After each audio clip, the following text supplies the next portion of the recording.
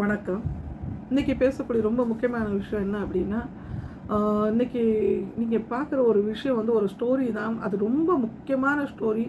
அது வந்து நான் கண்ணால் பார்த்த விஷயம் வந்து நான் உங்கள்கிட்ட ஷேர் பண்ணுறேன். இதை பண்ணுறதுனால உங்களோட லைஃப் 100% சேஞ்ச் ஆகும்னு நான் நினைக்கிறேன். ஏன் அப்படின்னா, உங்கள் குடும்பம் நல்லாயிருக்கும், உங்கள் பிள்ளைகள் நல்லாயிருக்கும், நீங்கள் நல்லா இருப்பீங்க, உங்கள் ஹெல்த் நல்லாயிருக்கும். அதனால் இந்த வீடியோ வந்து நீங்கள் கண்டிப்பாக பாருங்கள், ஸ்கிப் பண்ணாமல் பாருங்கள். ஏன் அப்படின்னா, இதில் வந்து சும்மா வெட்டியாக உட்காந்து நான் பேசிக்கிட்டு இருக்கல. உங்களுக்கு இதில் வந்து ஏதாவது நீங்கள் லைஃப் சேஞ்ச் ஆகணும், உங்களுக்கு ஏதாவது ஒரு லைஃப்பில் ஒரு நல்ல விஷயம் நடக்கணும் அப்படின்னு சொல்லிட்டுனா என்னோடய முயற்சி அது.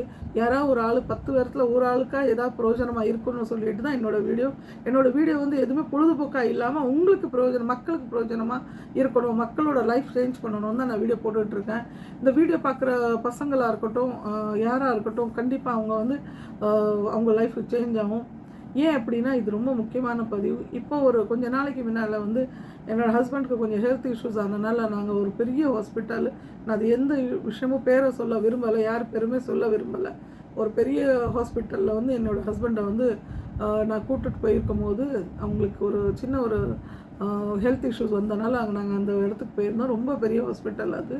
ரொம்ப பெரிய ஹாஸ்பிட்டல் தான். அந்த பெரிய பெரிய ஹாஸ்பிட்டலில் தான் சில விஷயங்கள் நம்மளுக்கு பார்க்க கிடைக்கும். அதுதான் நான் பார்த்த விஷயம் உங்கள்கிட்ட சொல்கிறேன். அதனால நம்மளோட லைஃப் வந்து எவ்வளோ விஷயங்கள் நம்மளுக்கு வந்து மாறலாம் அப்படின்னு சொல்லிட்டு இந்த வீடியோ மூலியமாக உங்கள்கிட்ட நான் சொல்கிறேன். ஏன்னா உங்களுக்கே உங்களோட மதிப்பு தெரியலை. உங்களோட ஒரு பார்ட்டுக்கான விலை என்ன, உங்களோட லைஃப் என்னன்னு அதை பற்றி வந்து விலை மதிப்பு இல்லாத நம்மளோட உடம்பு, அதோட ஒரு கண்ணுலேருந்து ஒரு ஒரு சுவாச குழாயிலேருந்து ஒரு ஹார்ட் வரைக்கும் அதுக்கு என்ன விலைனே உங்களுக்கு தெரியலை.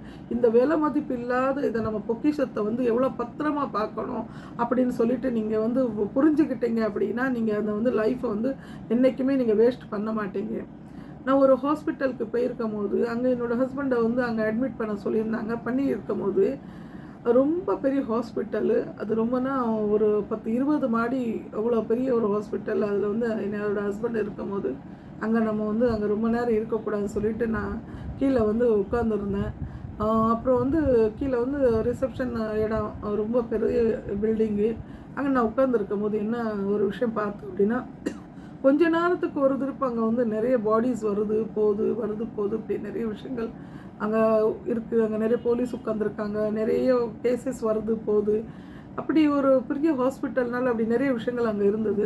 அப்போ நாங்கள் உட்காந்துருக்கேன். அப்போ வந்து என்னோடய பக்கத்தில் ஒரு லேடிஸ் வந்து அவங்க ரொம்ப அழுதுகிட்டு இருந்தாங்க. அவங்க பாவம் 2 பசங்க வச்சுட்டு அழுதுகிட்ருக்காங்க.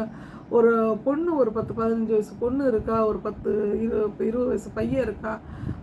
பாவம் அந்த அம்மா வந்து ஒத்தையில் உட்காந்து அழுதுகிட்ருக்காங்க.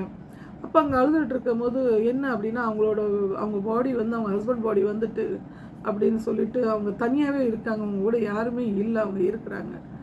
அப்போ அந்த பக்கத்தில் நான் உட்காந்துருந்தேன். அங்கே உட்காந்துட்டு அந்த அம்மாட்ட கேட்டேன், என்னம்மா என்ன ப்ராப்ளம் ஆகிட்டு, ஏன் நீங்கள் இவ்வளோ அழுகுறீங்க அப்படின்னு சொல்லி கேட்கும்போது அந்த அம்மா ஒரே விஷயந்தான் சொன்னாங்க. அவங்களோட ஹஸ்பண்ட் வந்து ரொம்ப ட்ரிங்க் பண்ணுறதுனால நல்ல வீடு வாசல் எல்லாம் இருக்குது. அவங்க நல்ல கோடீஸ்வரங்க பணக்காரங்களாக இருந்து அவங்க தப்பான வழியில் போய் அவங்களோட வீடு வாசல் எல்லாம் விற்று கடங்காரங்களாகி கடைசியில் அந்த பொண்டாட்டி பிள்ளைகளுக்கு வந்து ஒன்றும் இல்லாமல் விட்டுட்டு அவங்க குடிச்சிட்டு நல்லா குடித்து அவரோட கிட்னி ஃபெயில் ஆகி அவரோட நிறைய ஃபங்க்ஷன்ஸ் வந்து அவங்களுக்கு ஃபெயில் ஆகி அவருக்கு வந்து ஹெல்த் இஷ்யூஸ் ரொம்ப ஆகி அவர் வந்து இறந்துட்டார். அப்புறம் வந்து அந்த அம்மா வந்து யாருமே அவங்களுக்கு சப்போர்ட்டுக்கு அங்கே இல்லாமல் ரொம்ப திணறிட்டு வராங்க. அவங்களுக்கு ஒன்றும் தெரிய மாட்டேங்குது, எங்கே போகணும், என்ன செய்யணும், யார்கிட்ட பேசணும். ஏன்னா அவங்க ஹஸ்பண்டுக்கு உடம்பு சரியில்லைன்னு சொல்லிட்டு அவங்க வேறு ஊர்லேருந்து வந்து பார்க்குறதுக்காக அவங்க வந்து புருஷனை வந்து ரொம்ப அவங்க புருஷன் முன்னாட்டிக்கு ப்ராப்ளம் இருக்கனால, அவங்களுக்குள்ள பிரச்சனைகள் ப்ராப்ளம் இருக்கனால அவங்க வந்து கொஞ்ச நாளாகவே அவங்க அம்மா வீட்டில் போய் இருந்துருக்குறாங்க. உடம்பு சரியில்லைன்னு சொல்லிட்டு தான் அட்மிட்டாக இருக்கிறாங்க ஹஸ்பண்டுன்னு சொல்லிட்டு வந்திருந்தாங்க. இவர் இந்த குடிப்பழக்கத்தினால நிறைய ரிலேட்டிவ்ஸ் வந்து அவங்ககிட்ட பேசுகிறது கிடையாது. நிறைய கடன் வாங்குறதுனால அவங்கக்கிட்ட யாருமே பேசுகிறது கிடையாது. கடன் வாங்குறாங்க. வசதி இருக்கும் போது பைசா இருக்கும் போது பணம் இருக்கும் போது நிறைய பேர் அவங்கக்கிட்ட சேர்ந்து இருந்தாங்க. அப்புறம் அவங்கக்கிட்ட ஒன்றும் இல்லை, கஷ்டத்தில் இருக்காங்க, கடத்தில் இருந்தால் அவங்களுக்கு சப்போர்ட் பண்ணதுக்கு யாருமே கிடையாது. அப்போ அந்த அம்மா ஒரு வார்த்தை சொன்னாங்க, கார்லேருந்து எல்லாமே விற்று அவங்க ஹஸ்பண்டுக்கு கிட்னி அவங்க வந்து டிரான்ஸ்பிளான்ட் பண்ணி அவங்க வந்து சேஞ்ச் பண்ணியிருக்காங்க. அதுக்கு அவங்க 10, 25, 30 லட்ச ரூபா கொடுத்து கூட அவங்க ஹஸ்பண்டை வந்து காப்பாற்ற முடியலை. அவங்க ஹஸ்பண்ட் வந்து இறந்துட்டாங்க.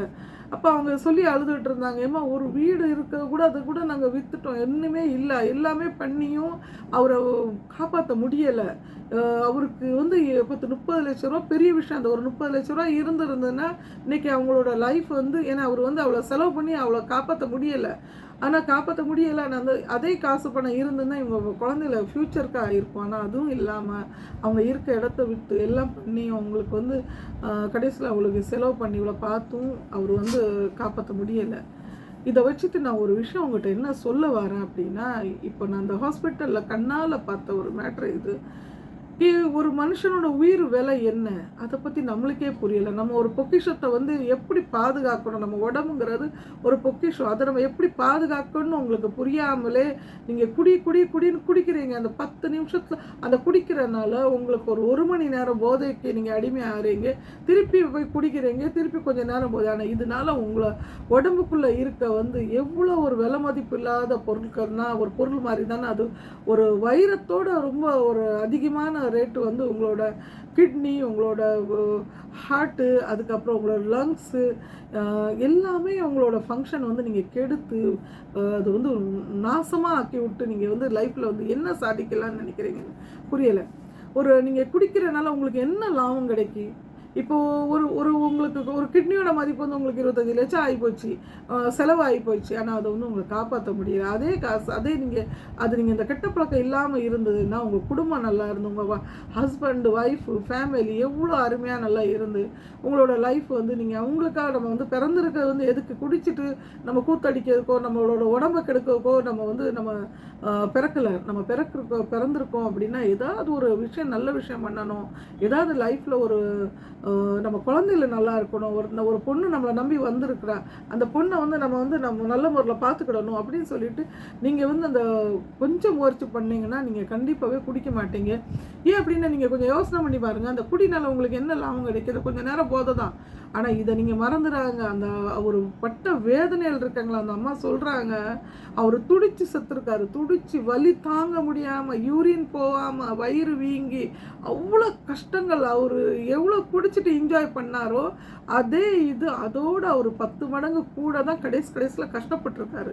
அப்போ நீங்களே புரிஞ்சு பாருங்க, நம்ம அந்த குடினால நம்மளோட ஹெல்த்தும் கெட்டு போய், நம்மளோட காசு பணமும் போய், நம்மளோட குழந்தைகளுக்கும் நம்மளை நம்பி ஒரு பொண்ணு வந்திருக்காளே, அவளுக்கு வேண்டி கூட நம்ம ஒன்றும் செய்யாமல் அவளை வந்து தெருவில் விட்டுட்டு போகிறோமே, நம்ம குழந்தைகளை தெருவில் விட்டு போகிறோமே. இதை நீங்கள் ஃபஸ்ட்டு உணர்ந்துட்டீங்கன்னு அப்படின்னா நீங்கள் லைஃப்பில் வந்து குடியை வந்து நீங்கள் கையை வைக்க மாட்டீங்க. அப்படின்னா இதை வந்து நீங்கள் ஃபஸ்ட்டு புரிங்க. நீங்கள் இப்போ குடிக்கிறீங்களா, இந்த குடி வந்து உங்களோட கிட்னி ஃபெயில் பண்ணுது, உங்களோட ஃபங்க்ஷன் உங்களுக்கு வந்து அது வந்து உங்களுக்கு கெடுக்கு, அதே மாதிரி உங்களோட ஹார்ட் டேமேஜ் பண்ணுது, உங்களோட லங்ஸ் டேமேஜ் பண்ணுது.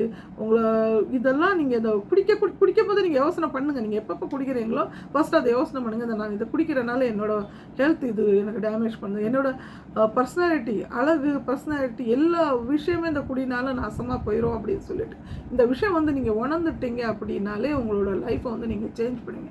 உங்களுக்கு வந்து லைஃப்பில் ஒரு போதை வேணும் அப்படின்னா ஃபஸ்ட்டு இதோட பெரிய போதை அப்படின்னா என்ன அப்படின்னா நம்ம ஒரு ஹாப்பியாக இருக்குது, நம்மளோட ஃபேமிலியை சந்தோஷமாக வச்சுக்கிடுது.